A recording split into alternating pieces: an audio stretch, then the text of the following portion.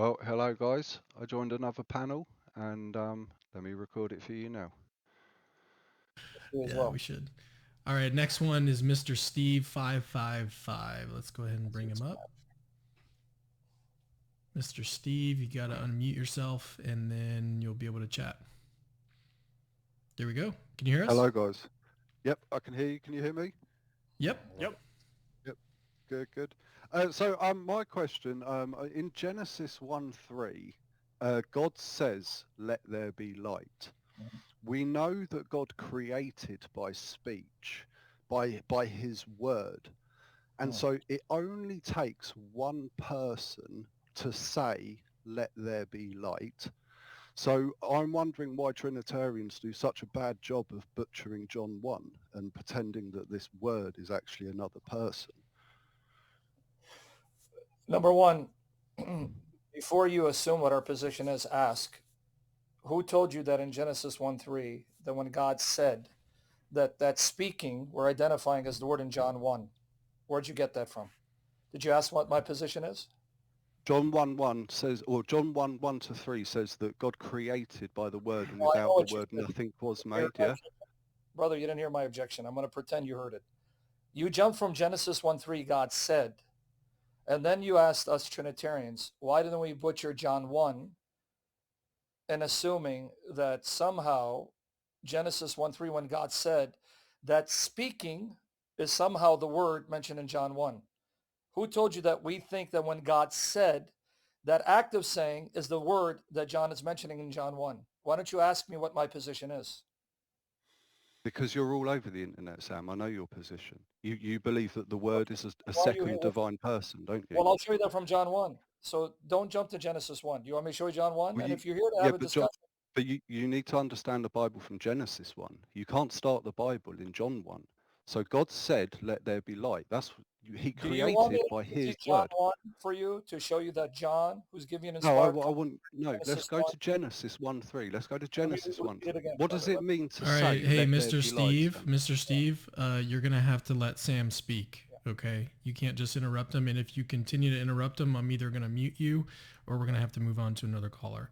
So let Sam finish his thought before you come back in. You jump to John 1. So I'm going to butcher your butchering of John 1, and I'll come back to Genesis 1. You went to John 1. So I'm going to show you from John 1 that John, who's providing an inspired commentary in Genesis, identifies the word as a person in relationship with God. I didn't go to John 1. You jumped to John 1. Had you stayed in Genesis 1, I would have proved my case that in Genesis 1, the God is creating is not a singular person. So why did you go to John 1 if you wanted to stay in Genesis 1? Genesis 1 and John 1 are connected with each other. You can't Now let's go to disconnect. John 1.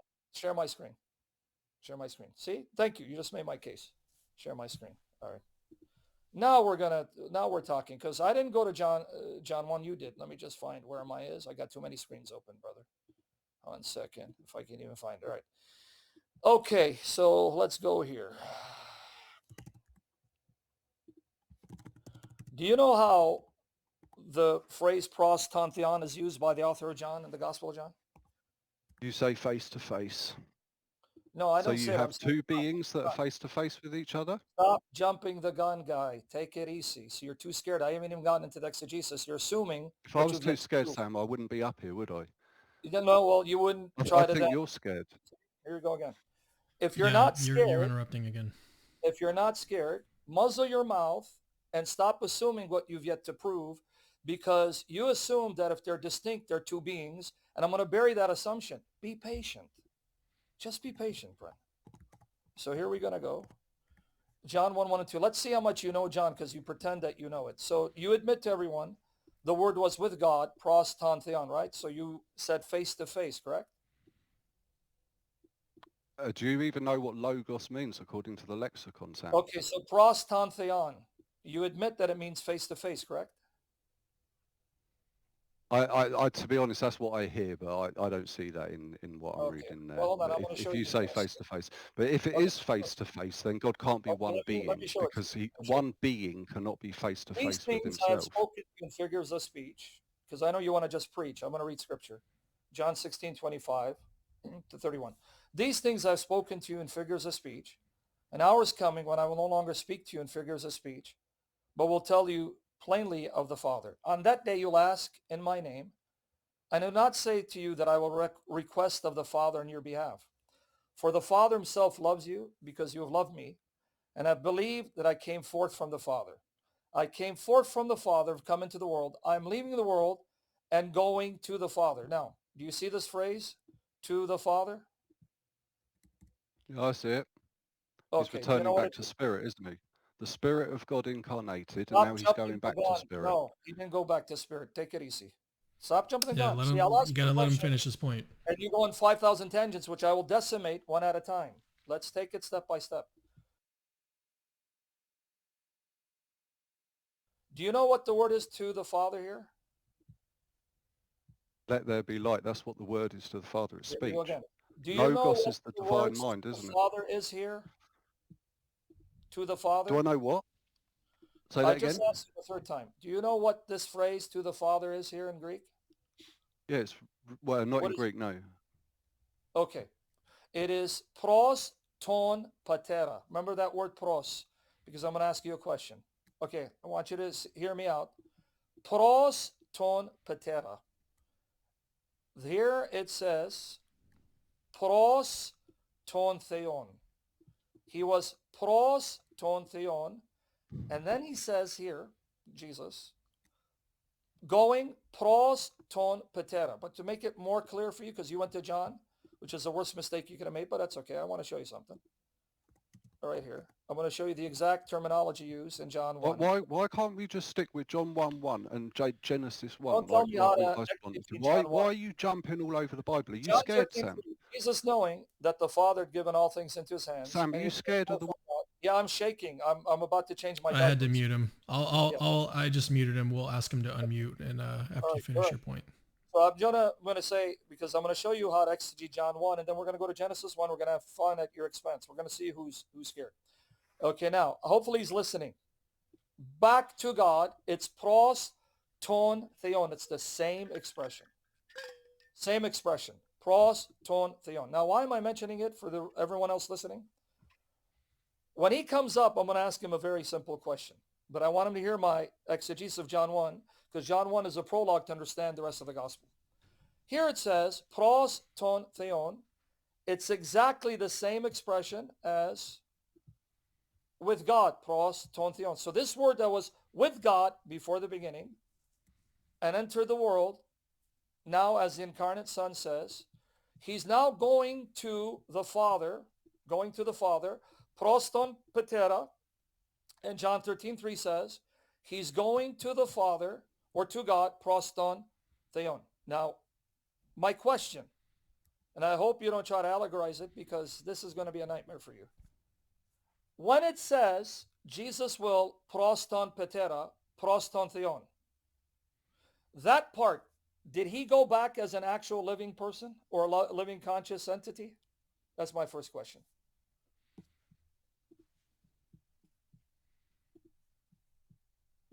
Let's see if he's going to answer it. Is he going to mute himself? No, it just took me a while to unmute myself. Yeah.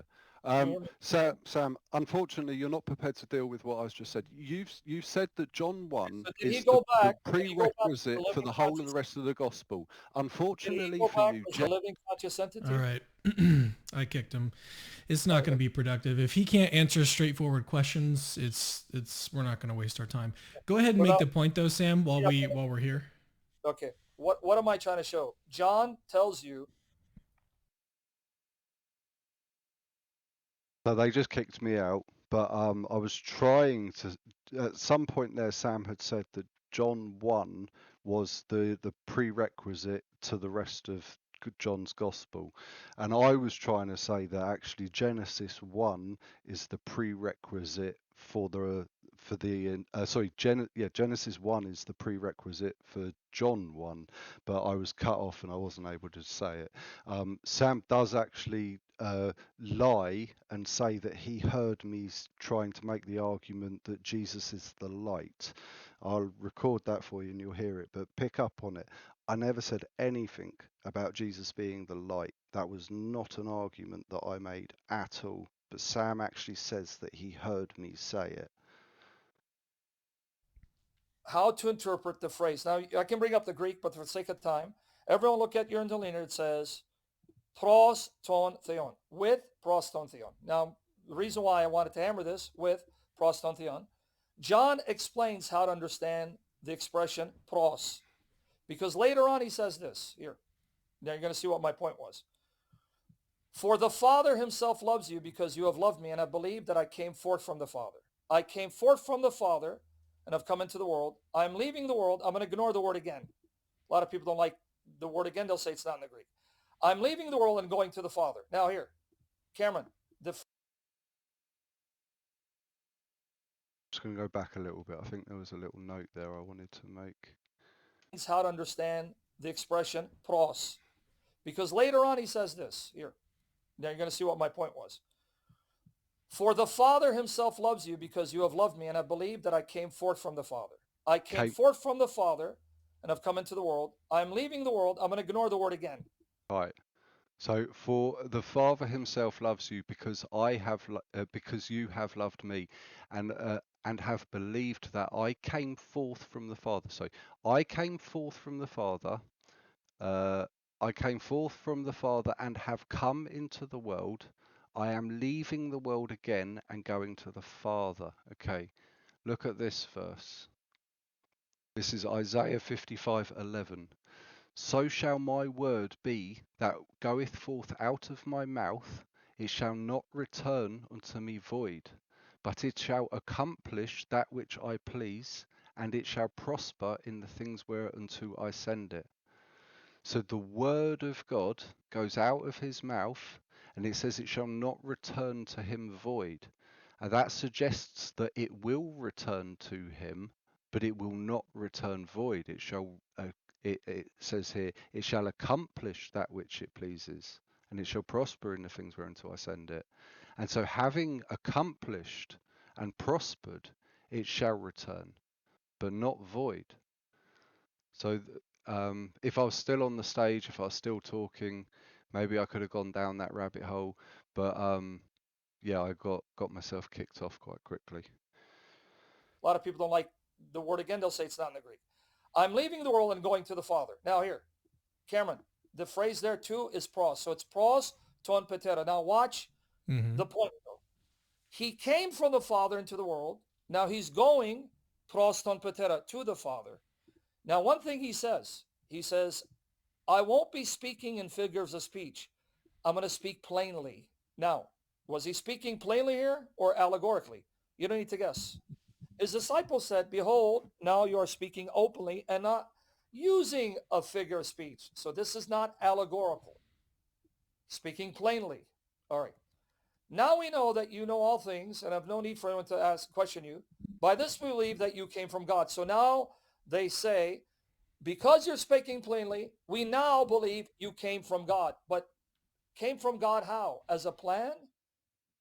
Or you came from God the Father as a person into the world, just like when you go to the Father, you're going there as an actual conscious person in an actual face-to-face relationship with God.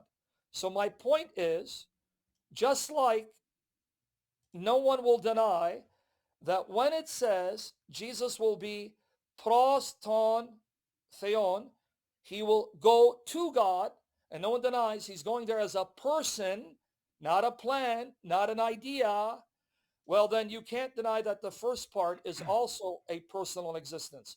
If he's going to God, pros ton theon, pros ton patera, as an actual conscious person, that means he came from God as an actual conscious person, because No, he came from God as a word that goeth forth out of his mouth. It shall not return to him void, but it shall accomplish that which it pleaseth, and it shall prosper in the things whereunto I sent it. Sam doesn't know the Bible. He's talking nonsense. the language pros ton patera, pros ton theon is used in the narrative to talk about Christ going there in actuality as an actual person to be face to face with God. And yet he tells us that's exactly the relationship Christ had as the Word before creation. So pros ton patera, pros ton theon, in the narrative, refers to Christ actually going there as an actual conscious living entity, an actual conscious fellowship with God, then that means you can't then allegorize this and say, well, the Word wasn't there in an actual conscious, intimate relationship with God. That was my point. Did you understand the point, Cameron? I think so. I wanted to actually get Chris to share any objections that he has to what you said, if he has any. Oh, I'm definitely not making any objections to all of that. I guess I was just left wondering. I mean, going all the way back to the questioner's original point, he's saying, well, in Genesis 1:3, you have God creating by speaking, and then I don't know why. Basically, the caller was objecting to, like, I don't know why you would identify that word by which God creates in Genesis 1:3 with the word in John 1:1. And I think a lot of things just kind of went very sideways from there. But Yeah. I think, like, that has a very straightforward answer as far as I could see. One is, like, of course, Trinitarians don't claim. I've never heard any Trinitarian make the claim that a Unitarian God, like, if Unitarianism is really Listen to this, guys. This line's good. true, that such a God couldn't create. So, I mean, yeah, sure. Like, if God were not a Trinity, then yeah, he could create through a word. If God were not a Trinity, then he could create through a word. Just like Genesis 1 says, let there be light. And just like John 1 says, that in the beginning was the Word was with God, and the Word was God. And yeah, he basically agrees that my position is feasible, even if he doesn't agree with it. In Genesis 1:3, and have it not be the case that the word in John 1:1 is God. I don't think anybody, Sam, you could correct me if this is right. I don't think Trinitarians make the argument that God must be a Trinity, because after all, the word by which God created in Genesis 1:3 is identical with the word in John 1:1. That's just not an argument anybody makes. Yeah. Well, I'm sure they'll. It seems strange, though, that you would try and disconnect the two. Like, he's saying that nobody makes the argument that they're connected, but why would you disconnect them? If God created by saying, let there be light, and then John is writing that without the word nothing was created, then why wouldn't you connect those two? It's perfectly logical to connect those two. There'll be Trinitarians out there who would want to make that argument that when God said, that said is that speaking word that John identifies as the one who became Christ. I know Bart Ehrman argues that, but he's not a Trinitarian. Interestingly, he makes that point. He says John 1 is showing you that when God said, that's the spoken word, and that word is the one that John identifies later as becoming flesh. Now, the reason why they make that connection is because John 1 of 5 does echo Genesis 1, 3-5. So I know where he was going. Let me explain. Then let's start here. In the beginning, if you look at the Greek, it's NRK. Just two words, NRK. If he knew where I was going, then why didn't he deal with where I was going? Why did he go to the verses that he did go to, rather than going to what he now explains? I mean, it wouldn't have helped him, but if he knew where I was going, then he should have gone there in the first place, and the whole debate would have lasted longer and been more interesting. Now, John 1:1 in the Greek also begins with NRK. Same two words. So if John is writing in Greek and he assumes that his readers would be reading Genesis in Greek, then the words NRK would have a connection for them. But that John 1 is commenting on Genesis 1, not in the way he thought. Here, watch the language. Then God said, let there be light. And there was light, and God saw that the light was good. And God separated the light from the darkness. And God called the light day, and the darkness he called night. And there was evening, there was morning one day. Now, watch the language of John. In the beginning was the Word was with God, and the Word was God. He was in the beginning with God. All things came into being through him. So he leaves no doubt. It's not about the Genesis account of creation. But he's saying it's this word that God used to create the heavens and the earth. And apart from him, nothing came into being that has come into being. In him was life. Now here's the key with Genesis 1, 3-5. And the life was the light of men, and the light shines in the darkness, and the darkness did not overtake it. This is the connection with Genesis 1, 3-5. Because here you have light and darkness, the very themes mentioned here. So either he was trying to say, because he said that Jesus is the light at the last part that I heard him, that... Nope. I told you guys. I told you he lied about what I said. I never said that. He didn't hear that at all. When God said, let there be light, that light is Jesus, and therefore was created. Well, the problem with that assertion is, if he's going to argue that because Jesus is light, and yet Genesis 1:3 talks about the light that God spoke into being, therefore Jesus is created, well, we got a problem. Because in 1 John 1:5, we're told God himself is light. So does that mean God the Father created himself? See, I was already thinking in advance where he's going to go and how he's going to then send him to an early grave. Yeah, you were wrong though, Sam, because I just wanted to make a connection between the speech in Genesis 1 and the word in John 1. I didn't want to make any connection between light and dark. You didn't know where I was going, and you spoke falsely about me as well, because I didn't say anything about light. You were wrong all over there. And if you knew where I was going, Sam, then you should have brought this up when I was on stage. Because if you're telling me God said, let there be light, and that light is Jesus, because Jesus called the light. Well, God the Father is called light. So did God speak himself into being? Just because there God speaks of light shining forth, that doesn't mean Jesus is that light any more than God the Father is that light. Especially when in John 1, we're told the word is the agent that brought all creation into being. You can't have the word bringing all creation into being if the word himself, or as he would say, itself, is created. Did the word then bring itself into being? So however he went, it wouldn't have boded well for him. It would have been a nightmare for him. In point of fact, if you read John carefully, that light that God spoke is a light that emanated from the word. What do I mean? In him was life. The life was light of men, meaning it is that life-giving light, that energizing light that the word sent forth into the earth to then make it alive.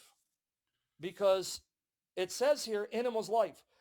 The life that you and I enjoy comes from him. It originates from him. And that is the life that illuminates us so that you can say when God said, let there be light, it is not a light that was created, but a light that came forth from God, in this case, God the Word, that energized creation, giving creation life and spiritual illumination. So nothing he would have said would have demonstrated the Word is a creature or that God is a singular person if he just engaged my questions. But he can't because he was scared.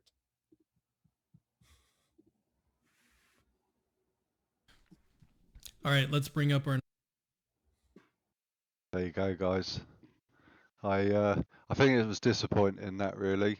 I wanted to stay on Genesis 1, John 1. I wanted to talk about the connection between speech and the word, and Sam wasn't really willing to engage with me properly on that. And then at the end when he was explaining there, he wasn't even correcting and thinking where I was going with it. But anyway, hope you enjoyed it. God bless you all. Like and subscribe if you haven't done already, and I'll see you on the next one.